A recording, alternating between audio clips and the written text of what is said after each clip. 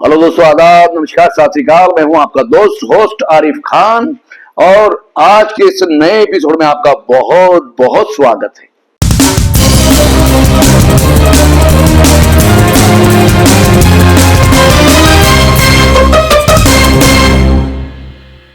दोस्तों, आज हम आपकी मुलाकात करा रहे हैं आज के इस नए एपिसोड में बारिश उर्फ पूजा से। क्यों दोस्तों, नया लगा क्या नहीं आपको? वाकई में मुझे भी जब सुना कि बारिश भी किसी का नाम हो सकता है, तो आज आप पर हम बारिश बरसाने वाले हैं और आप उसकी पूजा करेंगे।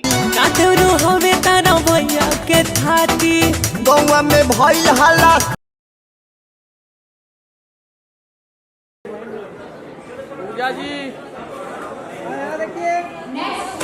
जय श्री पाटिल मॉडल जय श्री पाटिल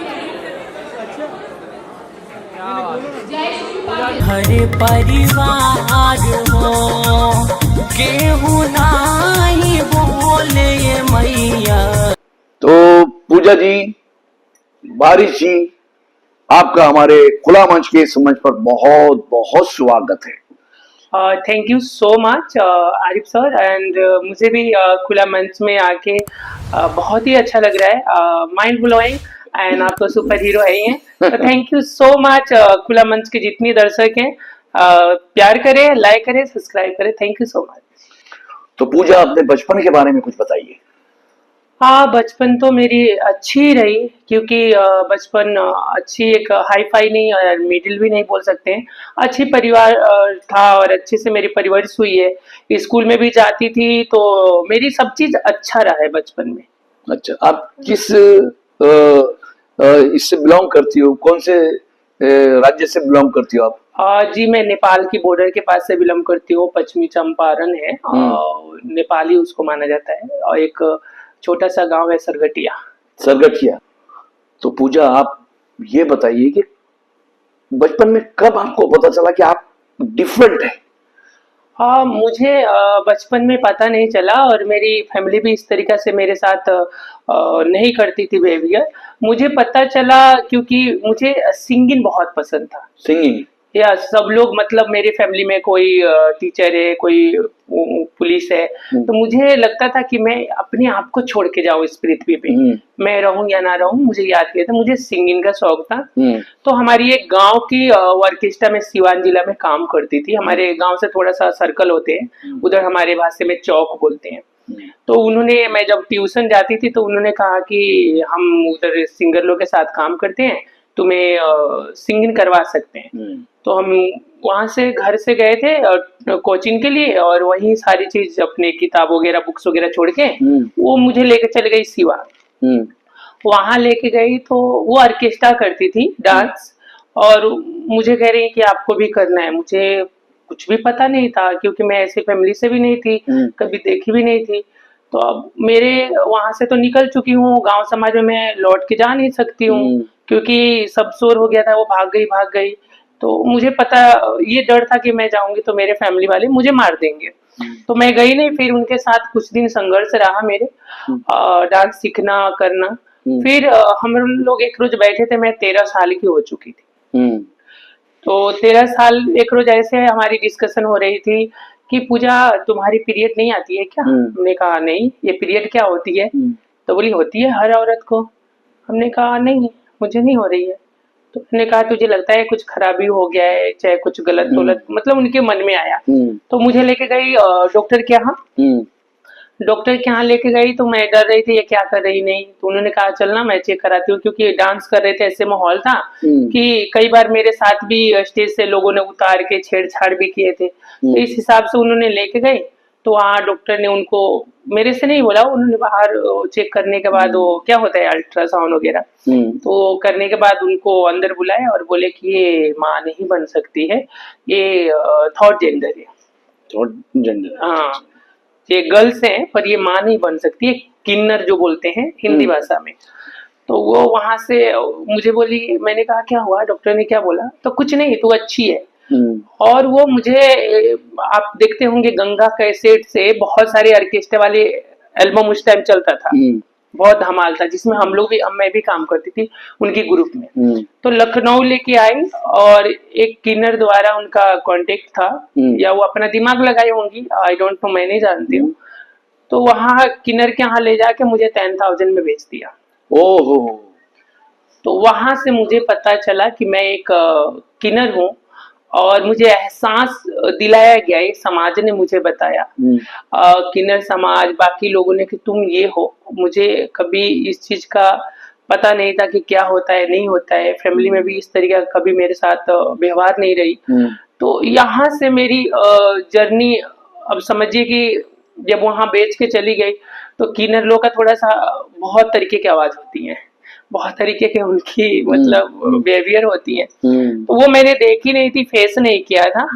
तो 3 डे हो गया, तो मैंने कहा गाना गवाइए, तो बोले गाओ ना, यहाँ उनके पास वो हारमोनियम ढोलक वाले सब थे, गाइए।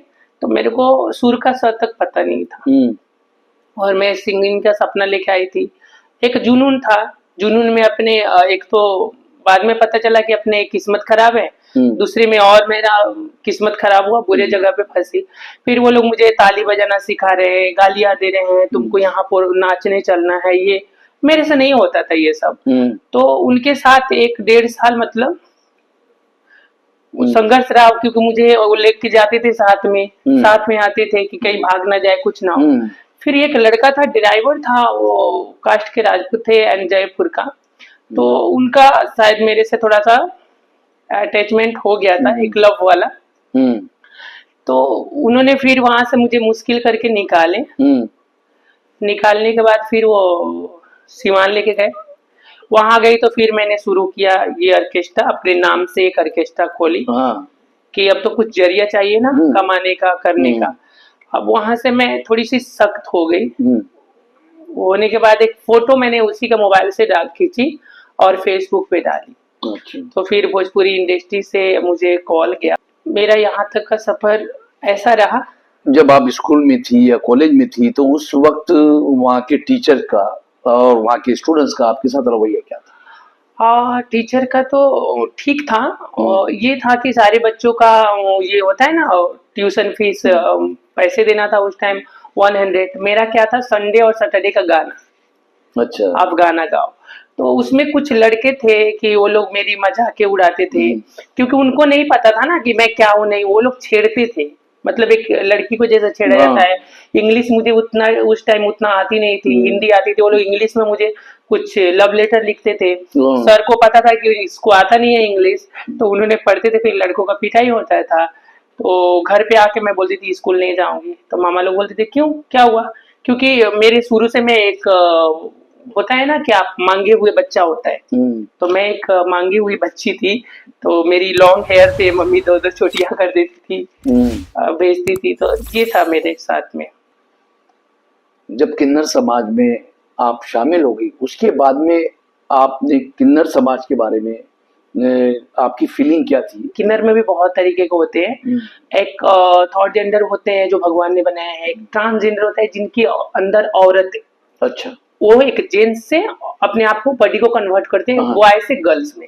एक होते हैं जो गे बोलते हैं, जो लड़के लोग कमाने के डर से उनके बीवी बच्चे होते हैं, आप देखेंगे ट्रेन में मिलेंगे, लाल बत्ती वगैरह पे मांगते मिलेंगे। अच्छा, ये बताइए, ये जो ट्रेनों में मांगते हैं मुंबई में, तो ये नकली किन्नर बोल सकते हैं इनको? ट्रेन में कोई अच्छे लोग भी मांगते हैं। आप कुछ लोग जो देखिए, कहीं समाज रॉन्ग है तो कहीं किन्नर सही है, कहीं किन्नर सही है तो कहीं समाज रॉन्ग है।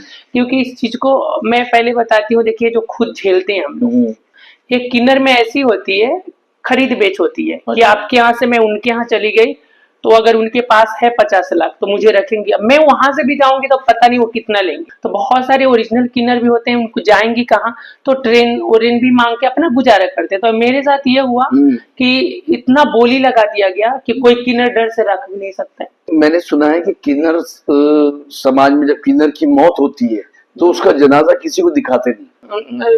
देखिए, बता देती हूँ आपको सच्ची बात।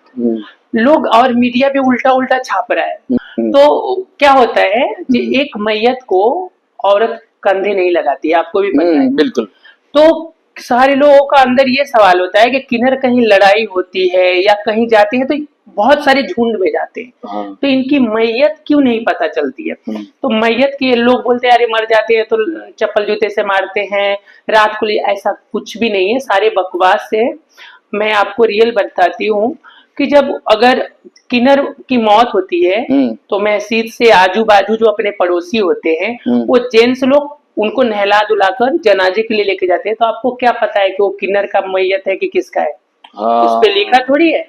आपको बताती हूँ 100 में से 95% किन्नर जितनी ये विश्व में है वो मुस्लिम धर्म मानती है, चाहे वो राजपूत हो या पंडित हो। वो लोग अगर हिंदू भी है तो मुसलमान होती हैं, हज करती हैं।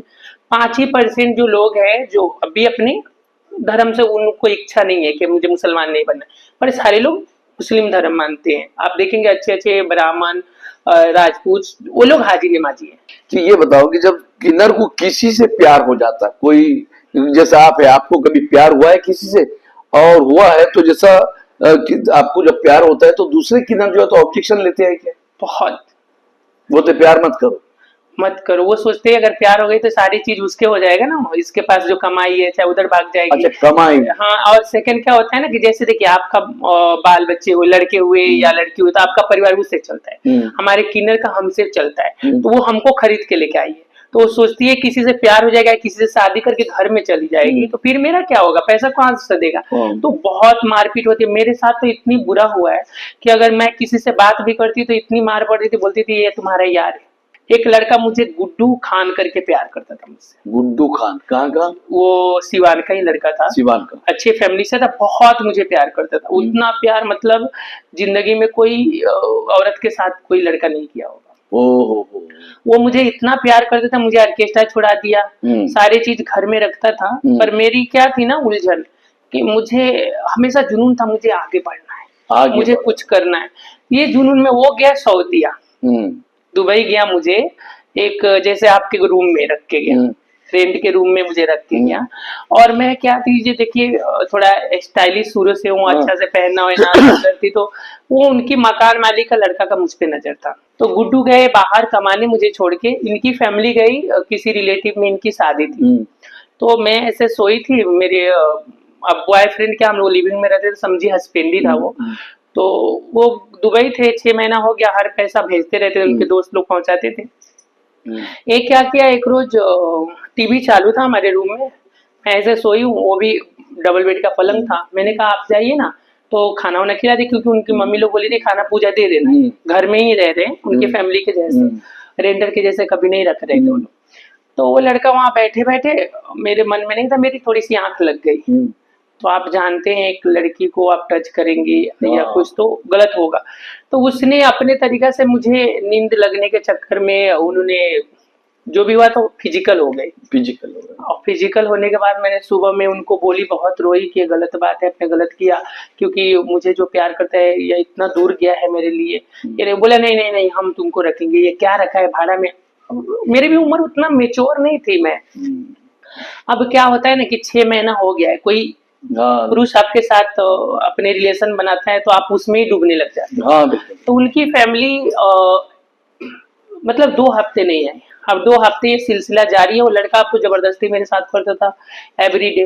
उनकी फैमिली भी आई, फिर वो क्या किया, जो मैं सिंदूर लगाती थी, वो बोलते हैं ना अपने मुसलमान में वो लगाते थे सनल करके वाइट, उसने धो के हाथ काट के सिंदूर लगा दिया। इतना गुड्डू भी अपना बहुत मुश्किल से दुबई से आए, 6 महीना ही गया था बेचारा, और इतना तकलीफें हुई लाइफ में। वहां से आने के बाद घर में मैं रही हूँ 4 साल, 4 ईयर मैं उनके घर में बहू बन के रही हूँ। गुड्डू जब तक मेरे पीछे गुड्डू था, ये लोग मुझे इस तरीके से ट्रीट करते थे मेरे साथ कि मैं उधर भाग के न जाऊं।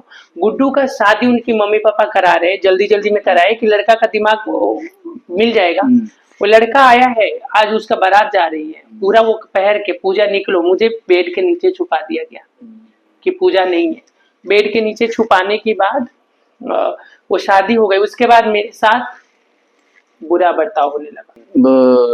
तो मुंबई में जब से आई हो, तुमने भोजपुरी फिल्में भी की है जी, और कई एल्बम्स की है, और अभी हिंदी भी कर रही हो, और कोई शोज भी करती हो ना। जी जी। तो ये बताओ कि तुमने यहाँ मुंबई में अपना आशियाना बनाया? जी, मैंने मुंबई में अपना 2 जुलाई को खरीदी हूँ और गिरी फरवेस करी हूँ। 1 बीएच का मेरा फ्लैट है और मैंने वहाँ से निकलने के बाद भोजपुरी वाले ने बहुत साथ दिए, तो मैंने पटना में भी घर खरीदी हूँ। ओह, जी। तो सबसे पहला काम आपने खेसारी के साथ किया, जी। ठीक है। तो और कौन कौन से एक्टर के साथ किया और किसने सबसे ज्यादा हमदर्दी तुमसे जताया? देखिए कई लोग वही आ जाता है ना, आपके जिस्मों की बात आ जाती है। हाँ, तो मेरे साथ बहुत लोग ने सपोर्ट किया, बहुत कंपनी ने। खेसारी के साथ स्टेज शो करती थी, पवन सिंह के साथ, आलम राज जी के साथ, कल्लू जी के, सबके साथ गाने भी किए, सब कंपनी ने गवाया। पर यही हो जाता था ना, अरे तुम मेरे साथ काम कर रही हो, आगे निकलती जा रही हो, मेरे से शादी करो, नहीं तो रिलेशन में रहो। मैंने कहा एक ही गाना करी, अभी क्या मैं करूँ? खेसारी भी बोले? खेसारी का टीम तो बहुत ही रॉन्ग है। अच्छा, खेसारी का तो छोड़ ही दीजिए, उनकी टीम तो आजकल तो छोड़ ही दीजिए उन लोगों का बात। तो तुम्हारी उड़ान बहुत ऊंची थी जी। और ऊंची उड़ान, तुम्हारे अंदर हौसला था, हिम्मत जी। थी, तो आज तुम यहाँ पहुंच गई हो बॉलीवुड में। और दूसरी बात बताना चाहता हूँ कि सबसे पहले ये बताओ अभी कि तुम्हारी कभी, जब तुम अपने आसाम से, माँ बाप से, भाई बहनों से बिछड़ करके जब यहाँ आई हो, तो उन्होंने कभी तुम्हें वापस बुलाने की कोशिश की या कभी फोन पर बात हुई? नहीं, क्योंकि मुझे नॉलेज नहीं था भोजपुरी में बोल्ड क्या होता है, तो मैं कुछ ऐसे ऐसे गाने कर दी, मुझे समझ नहीं था उस टाइम। और अब ना फैशन हो गया है कि चलो आप 10 इंच या 11 इंच ब्लाउज पहन रहे हो, बैकलेस दिखा रहे हो। उस टाइम में फर्स्ट ऐसी हॉट मॉडल थी, सब लोग मुझे ताने मारते थे, बम्बे बना। अच्छा अच्छा, ये बताओ, सब लड़की समझते थे तुम्हें पूरे? हाँ, कभी तो लड़की हूँ वही। हाँ, तो लड़की है ना। जी। तो जैसा अभी जैसा किन्नर का ज्यादा नाम आता, तो वो आम आदमी समझ नहीं पाता। नहीं समझ पा रहे थे। मैं बोलती थी बहुत सारे प्रोड्यूसरों से कि मैं किन्नर हूँ, चल चल, अगर तुझे नहीं कॉम्प्रोमाइज करना है, मेरे साथ रिलेशन नहीं बनाना है, झूठ मत बोल, क्या कमी है? जो चाहिए पब्लिक को वो चीज तू दे ही रही है, तेरे गाने हो गए हिट हो ही रहे हैं, तो झूठ। लोग कभी आज भी नहीं समझते हैं, मैं बोलती हूँ आज भी मेरी इतनी फैंस है। बस इतना ही है कि तुम बच्चा पैदा नहीं कर सकती। Yes, right. हाँ, और मुझ मेरा गर्ल्स ही फिगर है। चलो ये हो। तो तुम्हारी कौन कौन सी फिल्में तुमने की, उसके नाम बता सकती हो भोजपुरी में? भोजपुरी में तो मैंने मेरे बहुत सारे, तुम्हारी पसंदीदा कौन सी है? मेरे खुद की गाए हुए गाने हैं। अच्छा, तुम्हारे होली खेले रघुवीरा 2 है मेरा, आप भी सर्च करेंगे, लिफाफा में अबीर है, खोले हैं दिल के पाने, रबा मेरे इनसे बचाने, बहुत सारे ऐसे मेरे गाने हैं। और बॉलीवुड में अभी मैंने 1 ईयर में किया है। अभी रिसेंटली मेरी एक मूवी रिलीज हुई है अल्ट बालाजी पे, बंद दरवाजा 2, बंद दरवाजा के पीछे, बंद दरवाजा। हाँ जी, वो रिलीज हुई है। और एक कुड़ी पंजाबी सीरियल करी हूँ, काशी अभी एडिट पे है, वो भी रिलीज होगा। फिर आईना की हूँ, ताली की हूँ, कोहिनूर कर रही हूँ। एंड मेरा 2 वेब सीरीज है, भाभी का फैशन, आप सर्च कर सकते हैं, भूमि टेली फिल्म पे है।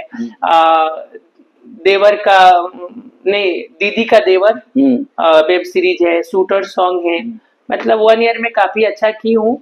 और समझ गया। तो बस मैं आपसे ये पूछना चाह रहा हूँ पूजा के, जैसा आपका सपना था मैं सिंगर बनूं, जी, तो मैं, हमारे लोग जानना चाहते हैं, हमारे दर्शक जानना चाहते हैं कि आप कोई, आपका हिट कौन सा गाना है जो गा करके आप हमारे दर्शकों को? ये है अली पापा, देशवा के शान होवे, सैया पहलवान होवे, वो तो रहेले हमेशा कहीं भीड़ में, लिफाफा में भेज निया वीर सैया बाड़े कश्मीर में, लिफाफा में भेज निया वीर सैया बड़े कश्मीर में। क्या बात है, बहुत। ये मेरा गाना थी। और फिर एक मेरा गाना था, आजकल तो लोग बहुत सारे चोरी भी कर रहे हैं, पर मेरा एक और भोजपुरी सॉन्ग था, बहुत ही हिट था। ये था, भोजपुरी वर्ड भी आजकल कंफ्यूज होने लग जाते हैं, पर मैं सुना। अभी ना गवनवा नहीं हरियला, सोचला समझला नहीं का कइला, अब उठता दर्द हो बलमुआ पहले मिलन से पेट में, नारियल के पानी डाला तानी राजा जी ढोरी के छेद में, नारियल के पानी डाला तानी राजा जी ढोरी के छेद में। ये संजीवनी म्यूजिक से रिलीज हुई है मेरे गाने। हाँ, अच्छा ये बताइए कि पहले जो लोगों का आपके साथ बर्ताव था, जब आप एक सेलिब्रिटी बन गई हो, जी। तो उसके बाद उनके बदलाव में कुछ चेंजेस? हाँ, ये सभी तो बहुत ही चैलेंज है मेरे लिए और बहुत ही खुशी की बात है कि आज मुझे बहुत ही प्यार लोग करते हैं और एक सेलिब्रिटी के, एक एक्ट्रेस के नज़रों से लोग देखते हैं। पहले लोगों का क्या था कि भोजपुरी में कर रही थी तो थोड़ी अजीब उनकी था। आज थोड़ा-सा अच्छे है कि पूजा ने सब लोग जो दुश्मन भी है वो भी कहते हैं हाँ, जो सोचा था इसने कर लिया और आज तो सबकी थिंकिंग एंड थॉट चेंज हो चुकी है। तो आई एम वेरी हैप्पी कि लोगों ने मुझे अब समझ रहे हैं। यही है कि कुछ मेरे दीवाने फैन्स हैं वो नहीं समझते हैं मुझे।